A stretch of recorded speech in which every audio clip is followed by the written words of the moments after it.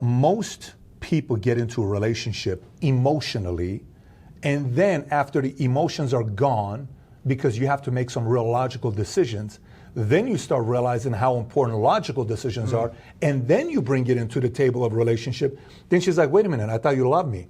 And it's too late because right. You've managed expectations the wrong way. So for me, when I was single and I thought I knew what kind of a girl I was looking for, what kind of a woman I was looking for, I was clueless.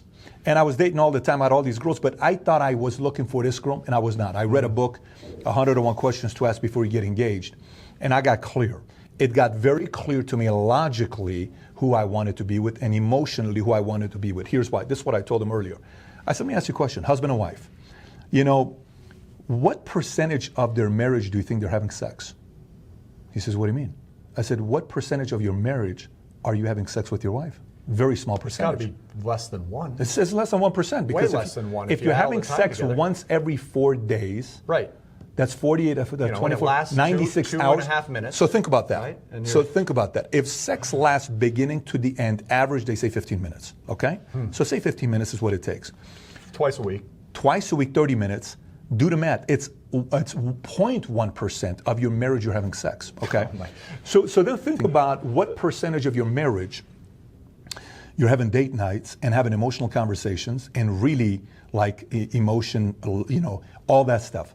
A small percentage. What percent of your marriage are you having logical decisions? What do you mean? What percentage of the marriages, should we buy the house? Are we ready to buy this? Are we ready to do this with finances, retirement, insurance, kids, in-laws? You know, what school? Can we afford this? Can we afford that? It's all logical. 90% of the time you're awake and together. Of the time. Be, right? 90% of the time. So for me, one of the things I started doing when I was single, this is who I was when I was single. Say I went out with a girl, and I know there's no way I'm at a point right now to get married. I'd say, Mary, I just want to manage expectations. I like you a lot, had a lot of fun with you tonight, but I am not looking for a girlfriend. 100% the same Zero. Thing I did. It worked. And I just want you to know, I think we can have fun together, and I'm not trying to say I'm looking for a booty call. Right. I'm saying, you want to go out, have fun, and maybe you want to go to my place, your place, I'm fine with that, but I'm not looking for anything right now. You know what happened many times? Here's what they would say. Well, you know what? I am. Perfect. I respect that. We can be great friends together. Yeah. Okay?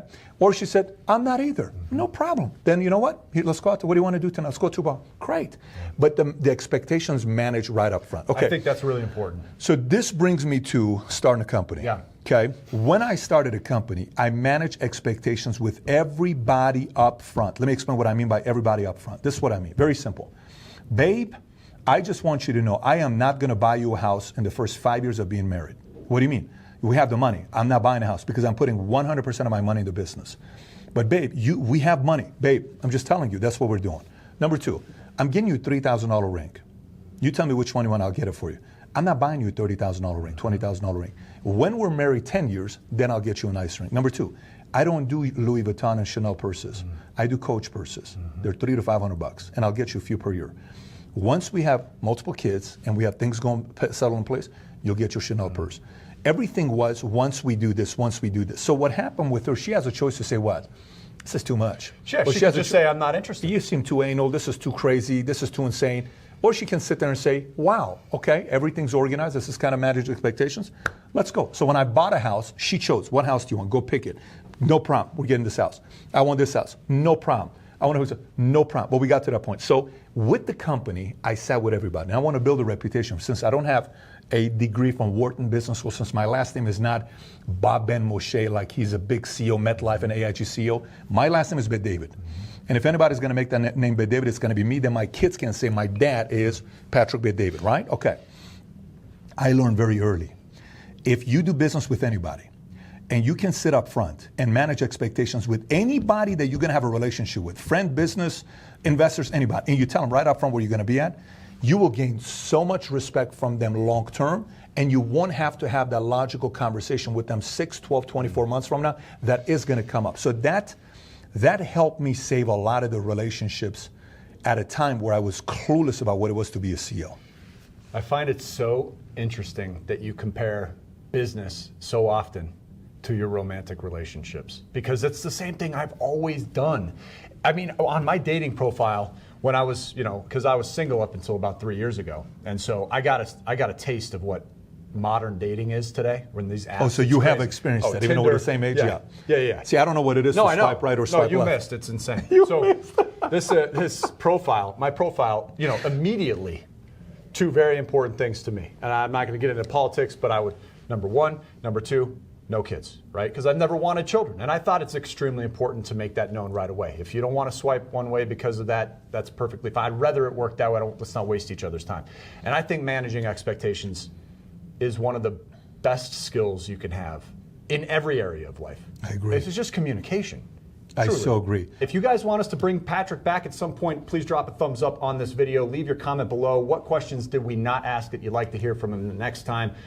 So grateful for your attendance today. Patrick, thank you again so much. Thanks for having me. Really Great appreciate interview. it. Thank you. Thank you so much. Alrighty, so I realize that some of you have not gotten one of the single most popular budgeting tools available, not to mention it's free, and that is called the Cash Flow Cruncher. So what I want to do today is walk you through the process of downloading your very own copy. It comes in the form of an Excel spreadsheet, so it's very easy to use, and it's quick to navigate. So let's go ahead and walk through that process together. The first thing you'll do is in the search menu, you'll go to cashflowcruncher.com, which will take you to the download page. Simply type your email address into the field to claim your free copy and go ahead and select the red button. Immediately it'll pull up the download button, which will open a new Cash Flow Cruncher spreadsheet. Now you can see I've already got a copy open and enlarged here for you to see.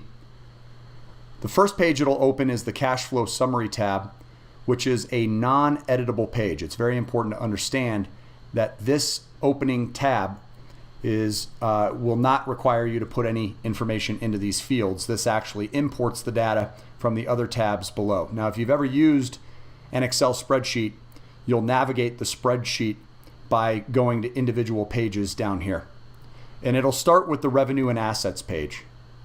On this page, you'll want to itemize each individual income that you bring into the household or the business. Now, it's always been my recommendation that you create an individual cash flow cruncher for your businesses, an individual cash flow cruncher for your real estate, and an individual cash flow cruncher for your house.